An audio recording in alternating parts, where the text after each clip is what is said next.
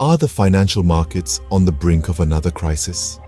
Let's hear from David Hay, recently retired Chief Investment Officer, as he discusses his analysis and thoughts on the current market. David, the recent market plunge has been termed a crashette, with stocks dropping nearly 15% in a matter of days. Could you explain what this means for investors? Well, this scenario does resemble the 2008 and 2020 crises. The high volatility, with the VIX at 60, signals potential short-term rallies. However, these could be fleeting. I would advise investors to lighten their positions during these rallies, as a prolonged, grinding bear market may unfold. David, you've estimated an 80 to 90% chance of recession, exacerbated by Trump's tariffs.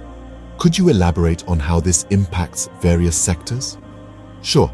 Companies are already canceling orders, and consumers, for example luxury buyers, are pulling back.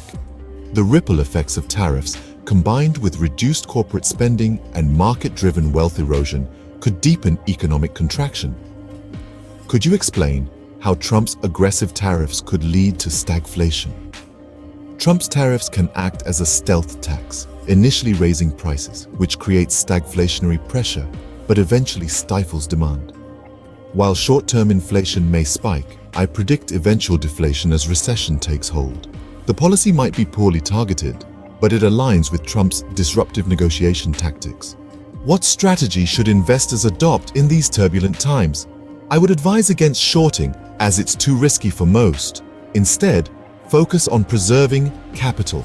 Undervalued sectors like oil may rebound as supply adjusts. Also, it's crucial to maintain liquidity for buying opportunities during deeper declines. Be aware of foreign capital flight from US stocks, which could threaten overvalued markets. You liken the current environment to 1970s stagflation or the 1966-1982 bear market. What can we learn from these historical parallels? The most important lesson is to be prepared for job losses and prolonged economic pain. I would urge listeners to reduce debt and secure their finances. Finally, what are your thoughts on policy and deficits? Massive US deficits have artificially boosted corporate profits, but fiscal tightening and recession could reverse this. Deficits may balloon further during a downturn, complicating recovery. In conclusion, David Hay advocates realism over optimism, urging investors to prioritize survival. While tactical rallies may occur, the broader outlook remains fraught with volatility, policy risks, and economic uncertainty.